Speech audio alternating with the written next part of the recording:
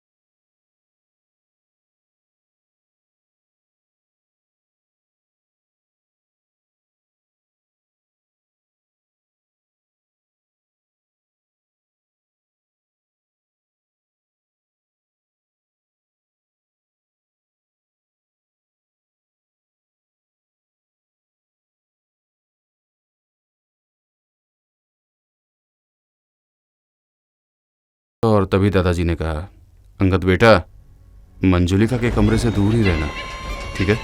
जी दादाजी, आप फिक्र मत कीजिए। ये कहकर अंगद नताशा को अपने साथ लिए एक गलियारे की तरफ चला गया। एक के बाद एक दरवाजा और कॉरिडोर खत्म होने का नाम ही नहीं ले रहा था। अंगद, दादाजी किस मंजुलिका की बात कर रहे थे और उन्होंने ऐसा क्यों कहा कि उस कमरे से दूर रहना? अरे उसके बारे में मैं तुम्हें नहीं बताना चाहता, बेफजूल तुम डर जाओगी। नहीं, बताओ तो सही, ऐसी क्या बात है जो मैं डर जाऊंगी? बस इतना समझ लो कि वो कमरा किसी मंजुलिका नाम की नर्तकी का हुआ करता था और कई सालों से उसकी आत्मा उस कमरे के अंदर कैद है। अगर उसे खोला तो मंजुलिका उससे बाहर आ जाएगी। ये बात सुनकर नताशा के मन में कई सवाल खड़े हो गए, लेकिन उसने अंगद से कुछ नहीं कहा। नताशा और सृष्टि को सोने के लिए एक ही कमरा दिया गया था। तकरीबन 12 बजे सृष्टि की आंख खुली तो उसने पाया कि नताशा कमरे में नहीं है। अरे, ये नताशा कहाँ गई? तभी दरवाजा खुला और नताशा अंदर चली गई। नताशा, तुम कहाँ से आ रही हो इस टाइम? इस पर नताशा ने सृष्टि को चाबी दिखाते हुए कहा, ये देखो, ये है मंजुलिका के कमरे की चाबी। बहुत मुश्किल से दादाजी के कमरे से चुरा कर लाई हूँ। चलो अब वहाँ होकर आते हैं। नताशा, तुमने सुना ना दादाजी क्या कह रहे थे? उसके अंदर आत्मा है मंजुलिका की। अरे, हम बस थोड़ी देर में आ जाएंगे। मुझे उस कमरे को अंदर से देखना है। तुम चल रही हो तो चलो, वरना मैं अकेले ही चली जाऊंगी। नहीं नहीं, मैं भी चलती हूँ, लेकिन अगर वहाँ कुछ हुआ तो मेरे कहते ही हम दोनों वहाँ से निकल जाएंगे। हाँ ठीक है। अभी दोनों दबे पांव कमरे से निकली और एक बड़े से गलियारे को पार करने के बाद ये मंजुलिका के कमरे के सामने खड़ी थी। नताशा ने ताले में चाबी लगाई और चर्र की आवाज़ करते हुए दरवाज़ा खुल गया। उसके खुलते ही कई चमगादड़ उसके अंदर से निकलकर बाहर की ओर उड़ गए। कमरा अंदर से बहुत ही बड़ा और आलीशान था। वाव! उसमें पुराने ज़माने का सोफ़ा, एक पलंग, बड़ी श्रृंगार सेज, बड़ा सा आईना और एक बक्सा रखा हुआ था। नताशा, बस चलिए, मुझे डर लग रहा है। अरे बस 1 मिनट यार, डर क्यों रही हो? नताशा ने बेझिझक इसका बक्से को खोला। वो पूरी तरह से मंजुलिका के गहनों से भरा हुआ था। उन्हें देखकर नताशा की आंखें चौंधी आने लगी। नताशा ने हार उठाया और गले से लगाकर आईने में देखने लगी। ओह माय गॉड, ये कितने भारी गहने पहना करती थी यार। नताशा ने हार उठाया और गले से लगाकर आईने में देखने लगी। कैसी लग रही हूँ नताशा, मुझे डर लग रहा है, जल्दी से इसको रखो और यहाँ से निकलो। नताशा ने उसकी बात को नज़रअंदाज करते हुए अपना काम जारी रखा। तभी उसकी नज़र दो भारी घुंघरुओं पर पड़ी। उसने उन्हें उठाया और जैसे ही वो बक्से से बाहर आए, कमरे में हवाएं उड़ने लगी। नताशा, ये क्या हो रहा है? और तभी एक भयानक आवाज उसे सुनाई दी।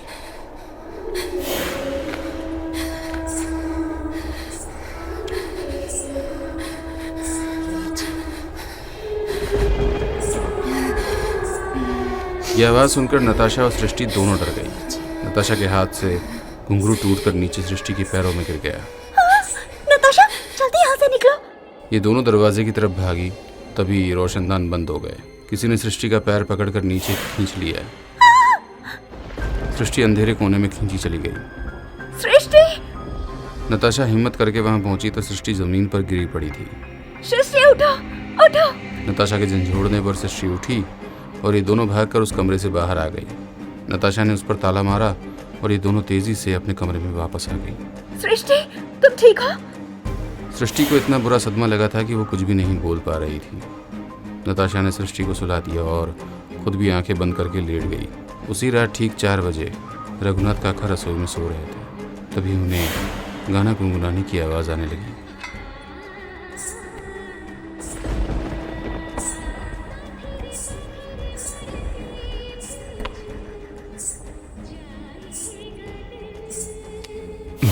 वो चौंकते हुए उठ खड़े हुए। घुंघरू और गाने की आवाज़ लगातार आ रही थी। वो जितने कदम आगे बढ़ा रहे थे, आवाज़ भी उतनी ही तेज़ होती जा रही थी। कौन है? उनके इतना कहते ही आवाज़ आना बंद हो गई और उन्होंने भी अपने कदम रोक लिए। कुछ देर तक शांति बनी रही, लेकिन फिर अचानक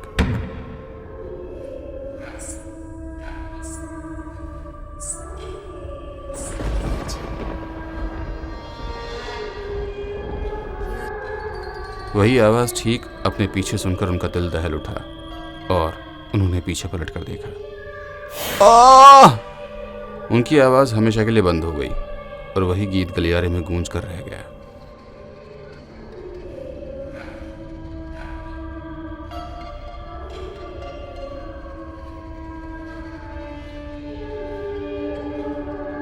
सुबह सुबह जब अंगद के दादाजी किचन की तरफ जा रहे थे तो उनको रास्ते में ही काका की लाश पड़ी हुई मिली। हे भगवान! उनकी आवाज़ सुनकर घर के सभी मेंबर वहां पहुंचे और काका जी की लाश देखकर सभी की आंखों में खौफ उतर आया। नताशा की भी आंखें फटी रह गई और सृष्टि चीख मारते हुए अपनी मम्मी से लिपट गई। पिताजी, ये कैसे हुआ? ऐसा लग रहा है कि किसी जानवर ने इनको नोच खाया हो। तभी दादाजी ने काका की लाश के पास एक झुमकी पड़ी हुई देखी। ये झुमकी तो मंजुलिका। दादाजी अपने कमरे में भागे और उन्होंने अपना सिरहाना टटोला तो वहां पर चाबी नहीं थी। वो चीखते हुए बाहर की तरफ आए। मेरे कमरे से मंजुलिका के कमरे की चाबी गायब है। इसका मतलब ज़रूर कोई उस कमरे में गया था। अंगद के दादाजी को इस बात की बहुत चिंता सताने लगी कि काका को मारने वाला कौन था और कमरे की चाबी किस पर है। लेकिन वो ऐसे किसी पर इल्ज़ाम भी नहीं लगा सकते थे। पूरा दिन वो इसी असमंजस में उलझे रहे और रात होने पर भी उनकी आंखों में नींद नहीं थी। वो चाबी किसके पास है, इस बात का पता कैसे लगाऊं?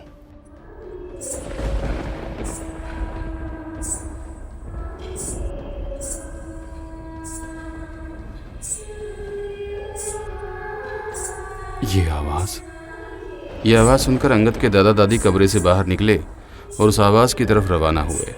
लेकिन वो आवाज़ कभी अलग दिशा से आती तो कभी अलग दिशा से।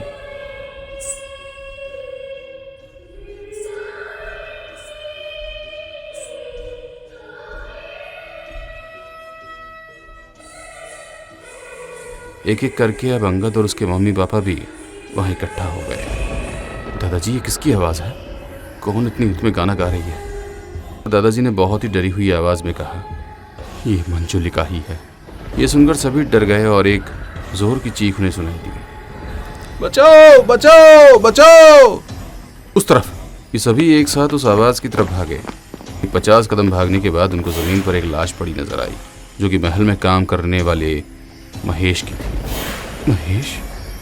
दादाजी की आंख से आंसू निकल पड़े और फिर से वही भयानक आवाज महल में गूंज कर रह गई। আমি যে তোমার, শুধু যে তোমার, আমি যে তোমার।